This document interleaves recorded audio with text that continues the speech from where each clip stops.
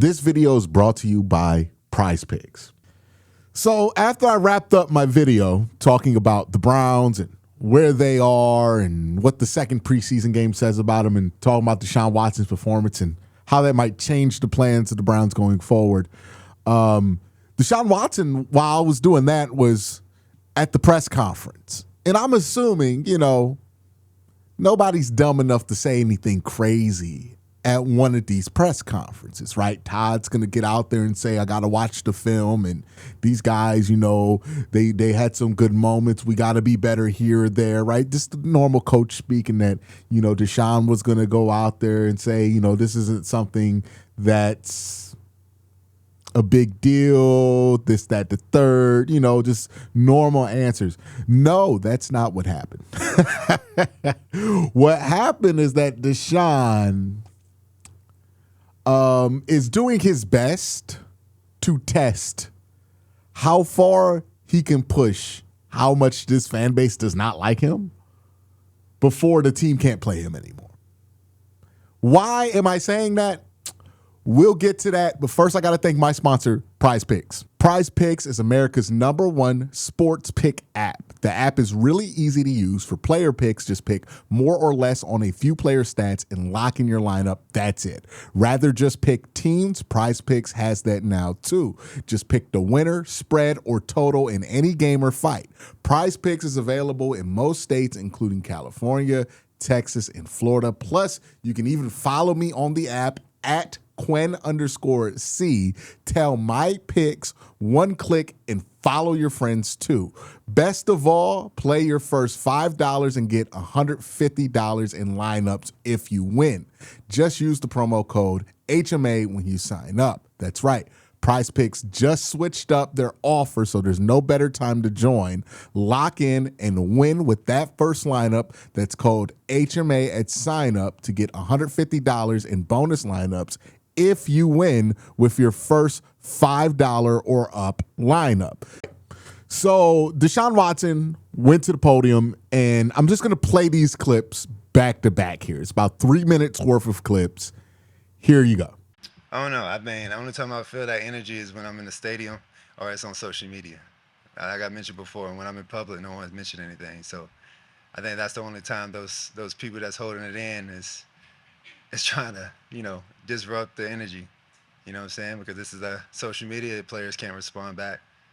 And then in the stadium, players can't respond back. So I get it. I understand it, so it is what it is. You'll take two more. Quarterback job is tough enough. Can you defeat that negativity? I don't know. It's a mental battle every day. I feel like I get more love on road games than I do home games. So if it is my spot and he does make me the name, maybe it's 17 away games then. I don't know.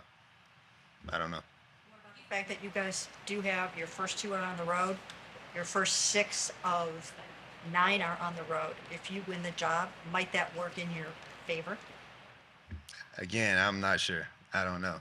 I thought being away for 2 years and working myself back from 2 Achilles injuries and putting the time in and, being around the facility, being around the city, doing charity work in the city, supporting the Cleveland Browns, hanging out with fans whenever I do see them, being honest, being, the type of person that I know I am and the character would help. And I guess it haven't. So that's why I say it's personal. So, it is what it is. People have their own opinions. I can't do, there's only so much you can do to change that. So at the end of the day, I just have to continue to just work on it and strive to be better mentally moving forward.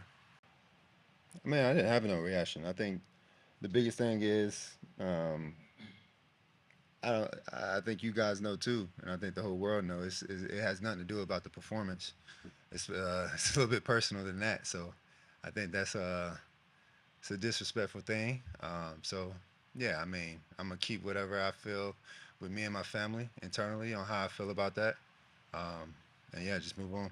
But don't you think, Deshaun, that winning and playing better would eliminate some of that booing? Last time I played on this field, I tore my Achilles.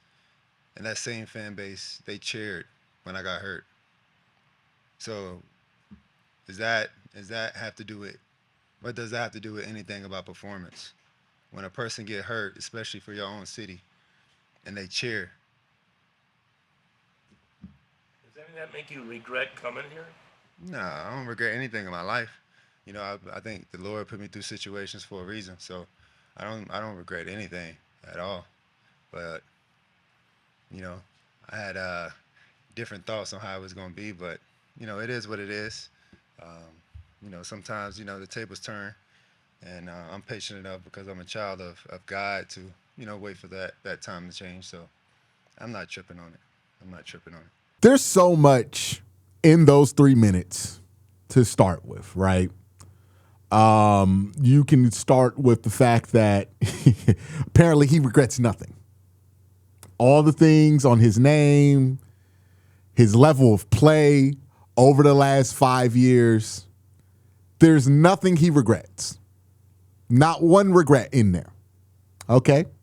We can start with him playing victim because he got booed when he got injured. And look, is it a polite thing to do to cheer when a player gets injured? Absolutely not. Is it a smart thing for a fan base to do that? No. It's not smart, right? Because it creates a division between the players and fans that ultimately is unnecessary, right? Both the fans and the players need each other. And having them on and tagging on a different side of the coin doesn't help anybody, right?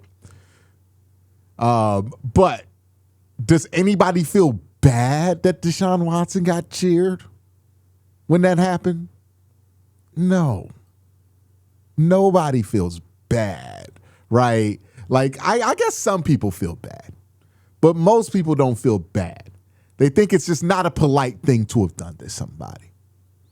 And Deshaun Watson is using that as the explanation for, let me start over.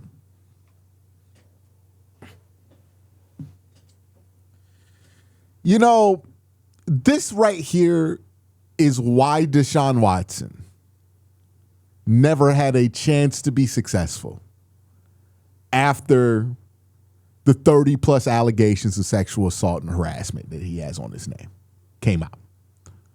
Because he cares way too much if people like him. What happened in that preseason game, by the way, is that he came onto the field and he got booed. It wasn't that bad, to be honest. It was a boo for sure. They booed him. It was loud. It was audible. But they just booed him, right? And that right there was enough for Deshaun Watson to mentally go off the rails. The number one takeaway from this entire thing, and we'll break down certain elements of it, is that Deshaun Watson has always been a lot more mentally fragile than he appears to be, right? You hear his story and you think that this is a mentally tough guy, that this is a guy who can climb through anything. And maybe there was a point in his life where that was true, right?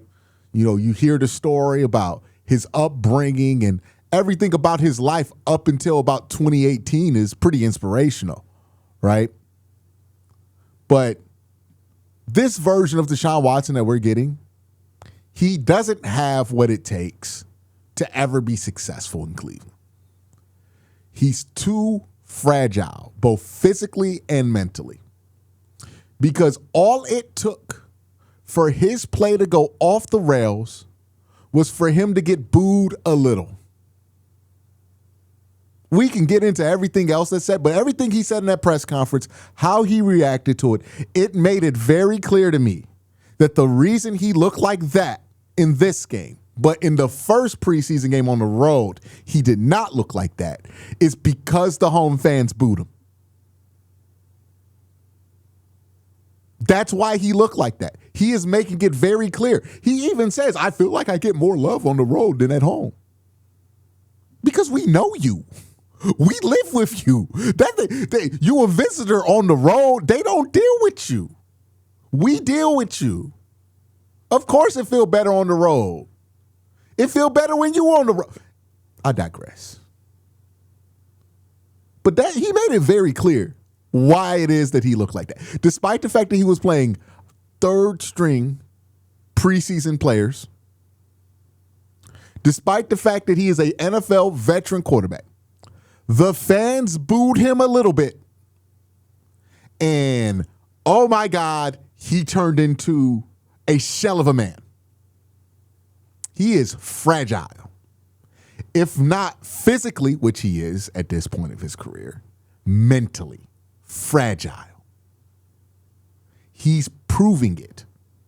And look, I understood the thinking of the Browns front office, even though personally, I've always suggested that Shedeur should be the starter this year for the reasons that are obvious. I'm not a big fan of Deshaun Watson. I don't want to see Deshaun Watson play anymore, right? I've been very clear about this. I have lost all of my patience with Deshaun Watson. When this topic was brought up in the spring, I was annoyed. When people were acting like there would be some kind of resurgence, I was annoyed because I knew we would end up here at some point. We're here earlier than I thought. So I guess clap it up for Deshaun Watson. He got here early. But here we are in the same place we were in 2024, in the same place we were in 2022. We're at the same spot with Deshaun Watson.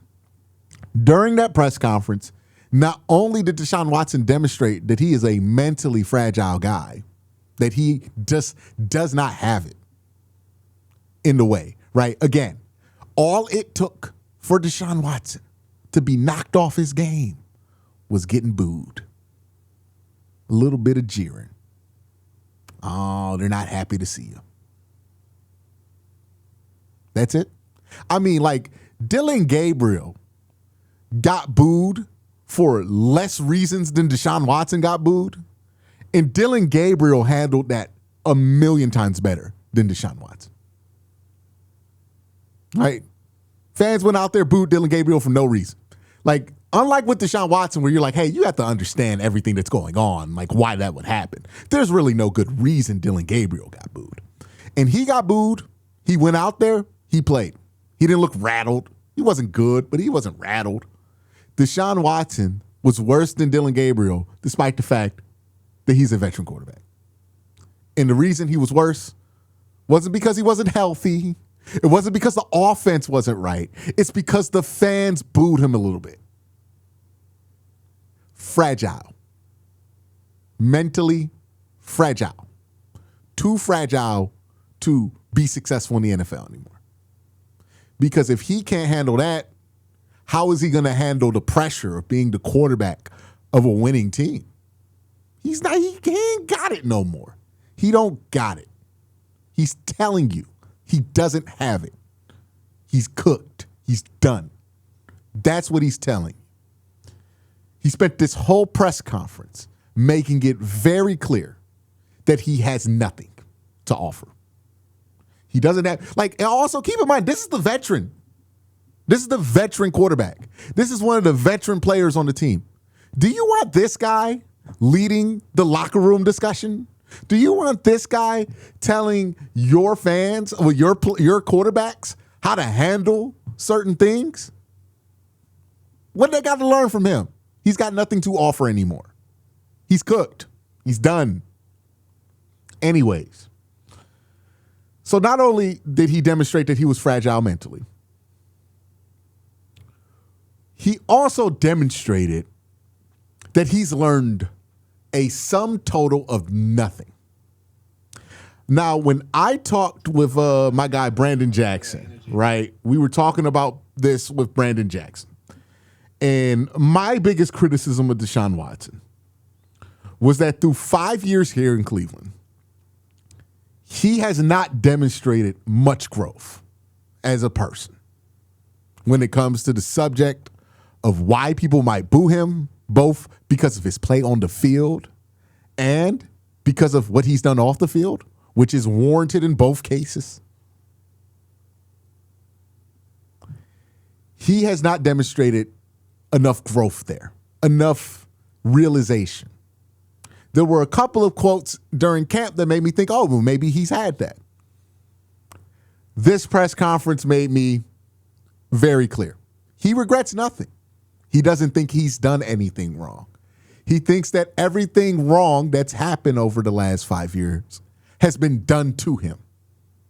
He wasn't a good quarterback when he got here because Kevin Stefanski, despite the fact that he looked like garbage today and Kevin wasn't there. Right? He's getting booed because people just want to disrespect him. It has nothing to do with performance. Even though this city didn't start booing Deshaun Watson until the performance fell off a cliff in 2024. It's convenient that Deshaun Watson does not remember that he did not get booed in 2022, that he did not get booed in 2023. He got a standing ovation in 2023. But all of a sudden, they've always been against him. Has nothing to do with how he played. I would argue it had too much to do with how he played. Like the things that would make you boo Deshaun Watson, you probably should have been booing him in 22 and 23. But because people wanted the team to be so good, so bad, they were willing to stomach all of that noise. Just if you could be decent. And you couldn't be decent. And whose fault is that according to Deshaun Watson? Well, it's the fans. We strike gold when it comes to the quarterbacks who fell in Cleveland and the type of things they blame it on, right? We got Johnny Manziel, every couple of months creates a podcast and says that the Browns are the reason he failed for whatever reason while he was actively doing drugs while he was on the roster. And now we got Deshaun Watson, who does not think that fans are booing him because of his poor play, despite the fact that the last time he played, he was 46 out of 47 active quarterbacks in success rate and EPA per play. He thinks that has nothing to do with it. And you know what? Maybe we would have more grace for Deshaun Watson, and maybe he's right in this respect. I do think we would have more grace for Deshaun Watson if he weren't accused of terrible things and then seemingly rewarded of it with $230 million guaranteed dollars. Maybe we would have more grace because you know what? If Shedeur went out there and played terribly, I don't think the team boos him the way that they booed Deshaun Watson. And I made a video not too long ago. I mean, like literally about him and Jerry Jeudy and why Jerry Jeudy's situation is fixable, but Deshaun Watson, well, that's not fixable. It's called Why Do We Hate These Players? And what Deshaun Watson represents is just embarrassment. Like Deshaun Watson's existence on the Cleveland Browns is embarrassing to Browns fans. And it's embarrassing because he hasn't played well. It's embarrassing because he's accused of what he's accused of off the field. It's embarrassing because he has this nonchalant, who cares attitude about the turd that he's dropped. I mean, this guy has turned into a complete pumpkin. He used to get MVP votes, and now he can't compete against third stringers in a preseason game, and they cut to him on the sideline, and he's happy. Kiki ha-ha with the guy who's about to take his job. The guy that the coaching staff, by the way, really don't want to take his job because he's a young player. He needs to grow, right? They don't want Shedeur to play right now. They want Shedeur to develop. They want Deshaun to win the job, but they're putting him in a situation where they got to play Shedeur. He's just laughing, having a blast. Then he comes to the press conference. And he wants to give us a sob story about how we booed him cheered him, when he got injured. And how that means that the fans hate him. And how it's not his fault. It's not performance related. It's not anything Deshaun Watson did, certainly. Right? That's the whole tone of this whole thing. It's not my fault. These people from Cleveland are are just unruly. That's the direction he wants to go. That's the direction. He is choosing the direction of saying it's the fans' fault that he's not loved.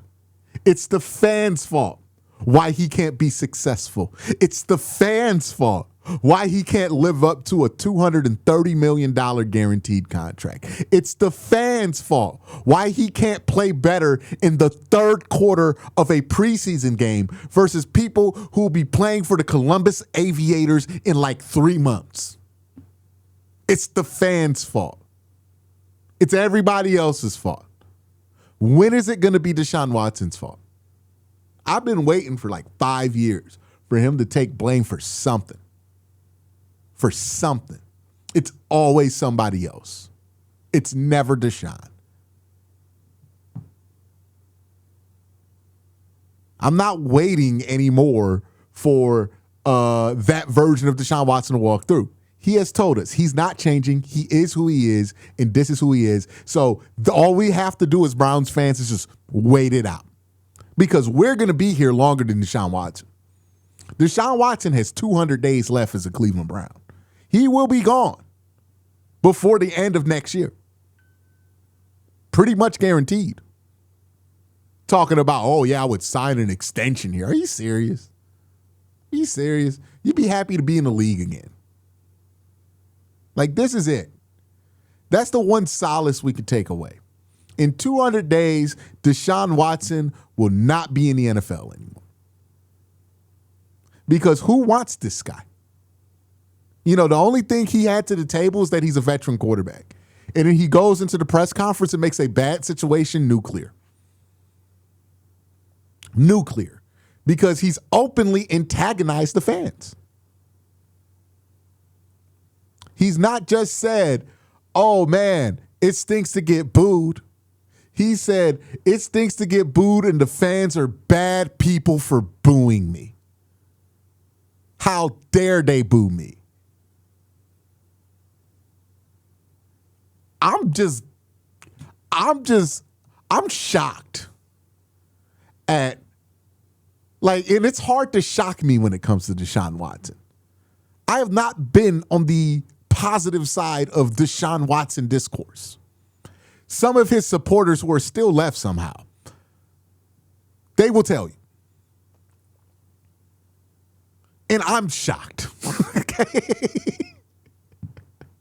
I was watching this press conference with my jaw on the floor. I could not believe the lack of self-awareness that this man is demonstrating right now. I could not believe the amount of how delusional this guy is, how untethered he is to reality.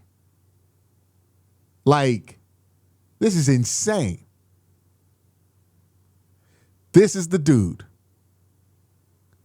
who has 30 plus allegations on his name.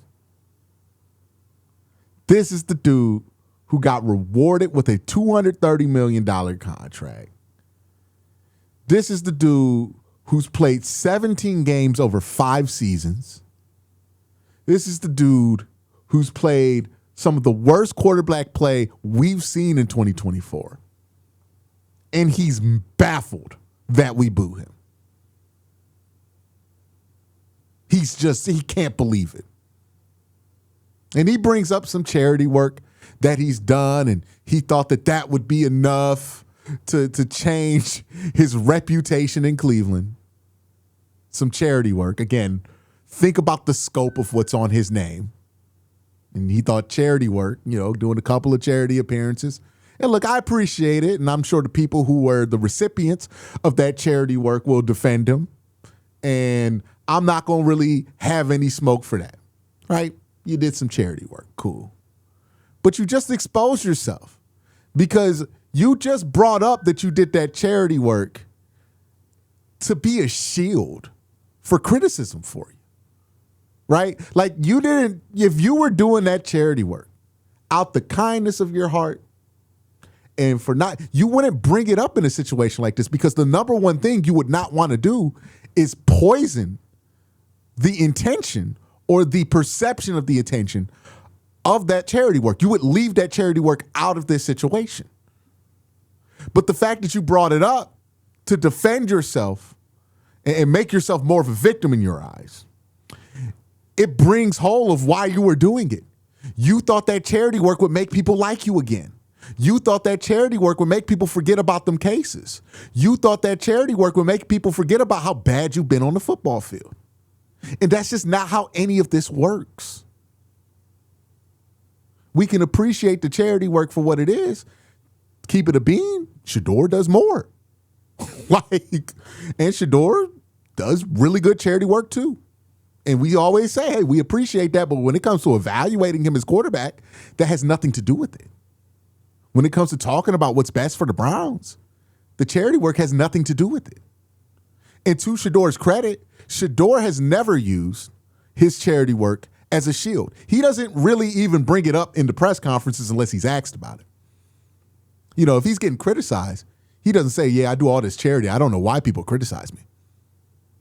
Because to him, that charity work is about the charity. To Deshaun Watson, that charity work is about preserving his reputation. Thank you for laying it bare. Thank you for telling us who you are. Deshaun Watson wants us to see him as a victim because the fans hurt his feelings one time. And I think that's hilarious. I think the irony on it is delicious.